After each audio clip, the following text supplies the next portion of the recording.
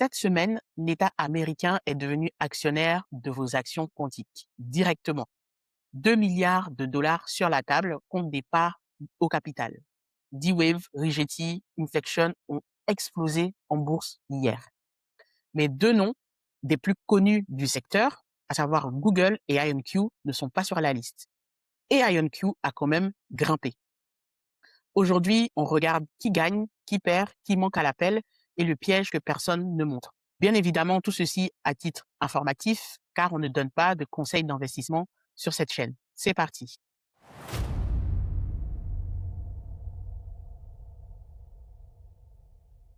Jeudi, hier, le département of Commerce américain signe 9 lettres d'intention, montant total 2 milliards de dollars via le CHIPS Act, donc le même dispositif, la même loi qui finance les semi-conducteurs. Mais faisons attention aux mots exacts qui sont utilisés. Ce ne sont pas des subventions classiques. En échange de l'argent, l'État prend une participation minoritaire au capital de chacune des entreprises. L'État devient actionnaire. Et ce n'est pas nouveau.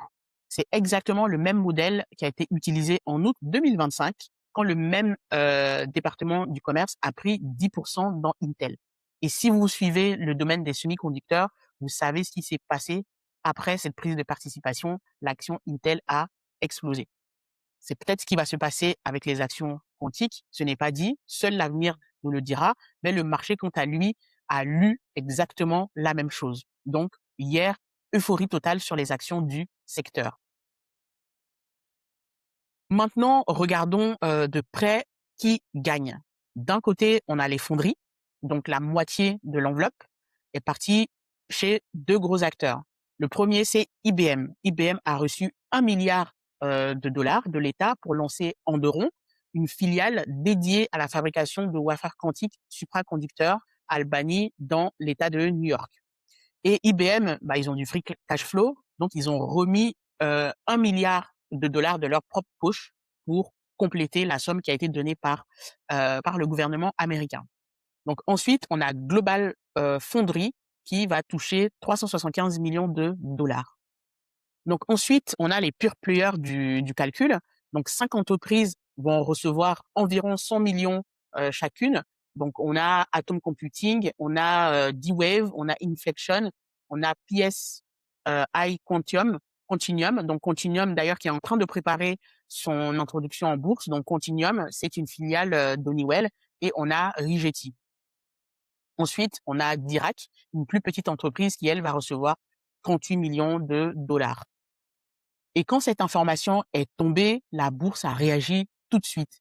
Et comme vous le savez, dans l'euphorie totale. Donc, on a une journée complètement folle. On le verra avec les valeurs en fin de vidéo. Rigetti a pris plus de 22% en séance.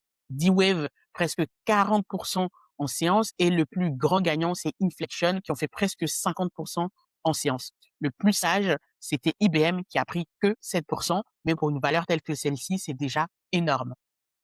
Maintenant, intéressons-nous aux entreprises absentes de cette liste. Donc, quand on regarde la liste, si on est investi sur le secteur quantique et qu'on suit de près ce secteur, on se rend compte tout de suite qu'il manque deux noms qui font la une du quantique depuis des années, et ces deux absences qui sont très différentes, mais qui interrogent quand même. D'abord, on a Google, qui est absent de la liste. Pourtant, on a un gros tel que IBM qui reçoit 1 milliard. Mais cette absence, faut pas la surinterpréter. Pour moi, c'est logique parce que Alphabet, la maison mère de Google, pèse plus de 4 000 milliards de capitalisation boursière et est en train de se diriger directement vers les 5 000 milliards de capitalisation. Elle finance son labo quantique toute seule à coût de milliards et Google n'a pas besoin de 100 millions de dollars de l'État américain. Ce serait une goutte d'eau en fait dans leur budget sur le quantique. Donc l'absence de Google ne dit rien de mauvais sur la technologie quantique de Google. D'ailleurs, on le verra en fin de vidéo, une actualité sur Willow qui montre que Google, ils avancent bien sur le sujet. Donc, il n'y a pas de surinterprétation à faire quant à l'absence de Google dans cette liste. Par contre, l'absence qui interroge un peu plus, c'est celle d'IonQ. Et là-dessus, c'est vraiment une autre histoire. C'est assez surprenant qu'une entreprise telle que IonQ, qui est l'un des plus gros pure players cotés du secteur, avec 130 millions de revenus sur l'année 2025, plus de 3 milliards de cash ne fasse pas partie de cette liste. Et pourtant, c'est exactement le profil d'entreprise que ce programme cible. Et pourtant, IonQ n'est pas présent dans cette liste. Donc, c'est quelque chose qui interroge. J'imagine qu'on aura un peu plus d'informations sur le sujet dans les prochaines semaines. Donc, moi, je vais tendre l'oreille pour comprendre pourquoi IonQ est absent de cette liste. Mais en tout cas, c'est une absence qui interroge. Pourtant, en bourse, ça ne s'est pas vu de cette façon. IonQ a aussi profité, on va dire, de l'euphorie en grimpant d'environ 20% en séance. Et pareil, d'autres valeurs qui ne sont pas citées ici ont elles aussi explosé. C'est le cas de Quantum Inc. qui va rien toucher, on va dire, dans cet argent qui est proposé par le gouvernement américain, mais qui a également pris presque 20% en séance. Et Arkit, encore moins concerné, qui a pris plus de 30%. Après, il faut savoir que ce sont des valeurs qui sont tellement faiblement capitalisées que la moindre euphorie sur les ventes, donc quand il y en a une pression, enfin plutôt sur les achats, donc quand on a une pression acheteuse, elles peuvent facilement exploser, étant donné que leur capitalisation boursière est très faible. Donc en tout cas, ce qu'on peut traduire de cette euphorie, c'est que le marché n'a pas récompensé les gagnants du Chips Act. Il a acheté le secteur entier en bloc, gagnant et absent.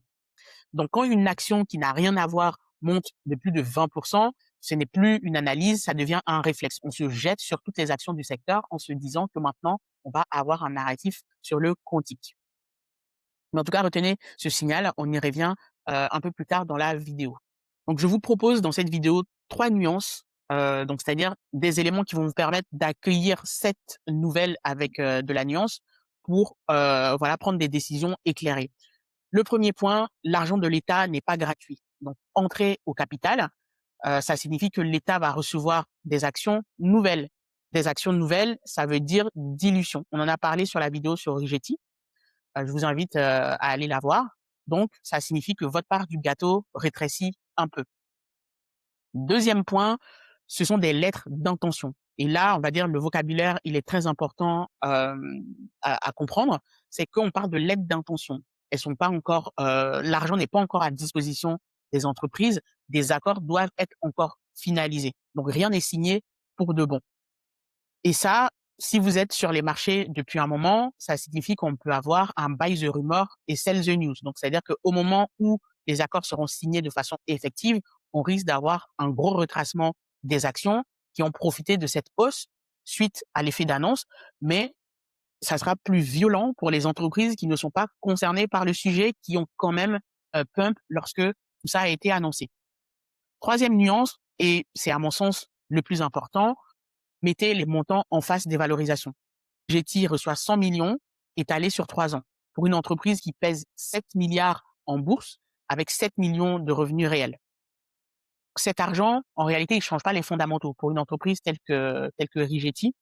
Et moi, à titre personnel, ça ne me convainc pas pour avoir du Rigetti en portefeuille. J'ai fait une vidéo dédiée sur cette entreprise. Si vous voulez savoir pourquoi je mets pas de Rigetti dans mon portefeuille, je vous invite à aller la voir. Mais pour moi, cet argent nouveau qui va arriver ne change en rien les fondamentaux. Ce qui a bougé, c'est la perception. On passe d'une valorisation basée sur des chiffres à une valorisation basée sur bénédiction de l'État. C'est-à-dire que le marché se dit l'État double entre guillemets ce secteur. Donc, on a une lecture qui est un peu sous le prisme politique et on sait qu'une prime politique, ça se dégonfle aussi vite que ça gonfle. On l'a vu avec le cours du Bitcoin et l'arrivée de Donald Trump au pouvoir.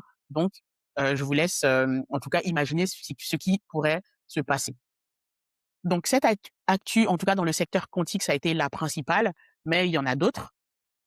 Vite fait, on va voir Nvidia. Donc Nvidia, résultat record hein, comme d'habitude, 81 milliards de revenus, plus de 85% de hausse d'année en année. Donc sur une année, ils ont fait 85%, ce qui est énorme pour une entreprise telle que celle-ci. Mais le quantique, silence radio. À l'identique des 7 autres magnifiques qui ont publié avant, le quantique n'est pas évoqué. Le sujet qui cristallise, le sujet central, c'est toujours l'intelligence artificielle, à juste titre, et c'est normal que pour l'instant, on n'entend pas parler du quantique. Mais pour mémoire, Nvidia a bien une carte quantique, le modèle Inzing, lancé mi-avril pour calibrer et corriger les erreurs des qubits. La proposition de valeur d'NVIDIA, c'est de mettre l'intelligence artificielle au service de la correction d'erreurs sur le quantique. Et comme à son habitude, NVIDIA ne fabrique pas de processeurs, donc ils ne fabriquent pas de processeurs sur le quantique, mais ils vendent les pelles et les pioches qui gravitent autour. Et ça, on en a déjà parlé sur la vidéo qui sont les vrais gagnants du quantique, que je vous invite à aller voir, bien évidemment. Autre actu, eh bien, c'est Google. Donc Google, malgré son absence dans le CHIPS Act aujourd'hui, comme je disais, avance beaucoup, sur le secteur du quantique. Cette semaine, c'était la deadline pour son programme d'accès anticipé à Willow. Les sélections seront faites le 1er juillet. Et moi, je propose de prendre quand même 30 secondes, parce que ce truc, il est assez important. Il est plus important qu'il en a l'air parce que, Willow, c'est le processeur de Google, 105 qubits, qui a été dévoilé fin 2024. Jusqu'ici, personne en dehors des chercheurs de Google n'y a touché. Et là, pour la première fois, Google ouvre l'accès à une poignée de chercheurs triés sur le volet pour faire tourner leur propre expérience, leur propre expérimentation sur la machine. Pourquoi c'est important pour vous, investisseurs? Pour une seule raison. Quand un labo arrête de faire ses démos tout seul et laisse des tiers manipuler sa machine, c'est qu'on passe du stade on prouve que ça marche au stade on laisse d'autres vérifier.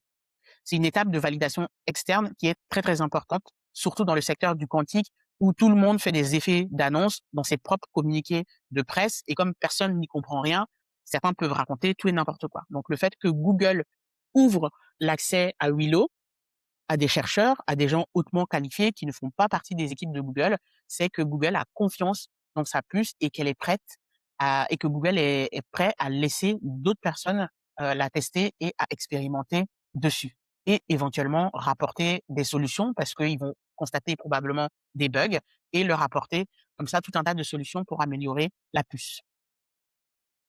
Donc, ce qu'il faut retenir de cette actualité, c'est que c'est une avancée scientifique qui est réelle, hein, donc une validation pour la crédibilité du secteur tout entier. C'est très bien que Google puisse ainsi ouvrir son matériel.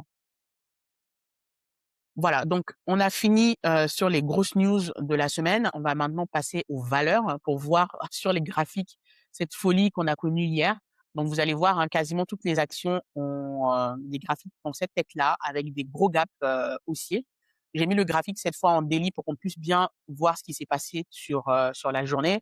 Donc typiquement pour IonQ qui était revenu retester ici encore cette zone de support résistance est reparti en flèche vers le haut suite à cette annonce donc quand on a évoqué précédemment. Ensuite, Rigetti, pareil, gros volume. D-Wave, là, c'était vraiment skyrocket. Donc D-Wave nous a tapé un presque 40% en séance. Donc c'est assez massif ce qui s'est passé hier sur le secteur. D'autres entreprises non concernées comme ah non, là je suis pas sur le bon graphique. Voilà, d'autres entreprises non concernées comme Quantum Inc. ont aussi profité, comme je l'ai mentionné, et bien évidemment l'ETF quantique sur lequel je dois faire une vidéo bientôt a touché carrément son plus haut sommet historique, donc a passé un ATH hier suite à cette euphorie ambiante. Ensuite, Nvidia a été puni, hein. Pourtant, les résultats étaient excellents, extraordinaires, mais Nvidia nous a habitués à des résultats tellement fous que les investisseurs attendent toujours encore plus de cette entreprise. Donc, malgré les résultats fantastiques, Nvidia a perdu un peu plus de 2%, 3% suite depuis les résultats. Quant à Google, eh bien, pas d'euphorie sur le titre. Déjà parce que le titre ne fait pas partie de la liste qui a été présentée hier, mais également parce qu'aujourd'hui, c'est pas le sujet du quantique qui pousse les montées sur l'action Google. C'est l'intelligence artificielle. Donc, c'est normal que une news telle que celle-ci, même si elle a profité à l'ensemble des acteurs du secteur, même ceux qui n'étaient pas concernés, ne profite pas de façon très visible à Google parce qu'aujourd'hui, les gens price Google comme une action sur l'intelligence artificielle à juste titre, mais pas sur une action quantique. Et c'est ce que je vous expliquais dans une de mes vidéos, je sais plus laquelle, que aujourd'hui s'exposer à Google, la vidéo sur les vrais géants du quantique, je vous mettrai le lien en description. J'expliquais dans cette vidéo que aujourd'hui s'exposer à Google, c'est s'exposer au quantique de façon gratuite parce que pour l'instant, on va dire la prime quantique n'est pas intégrée dans les hausses de cours de Google.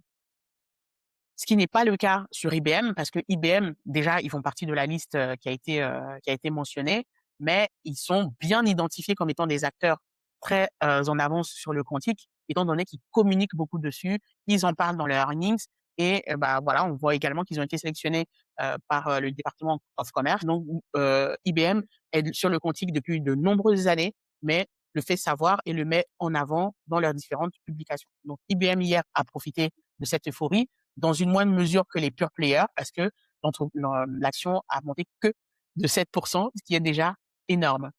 Ensuite, on a SealSQ, donc cette petite valeur que je suis sur la cryptographie post-quantique. Eh bien, cryptographie post-quantique, alors que là, on parle de fabrication de puces.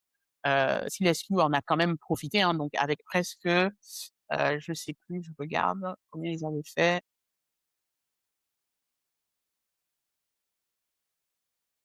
Voilà, donc presque 30% sur la séance, d'hier. Donc c'est énorme pour une action qui n'est pas concernée par le sujet.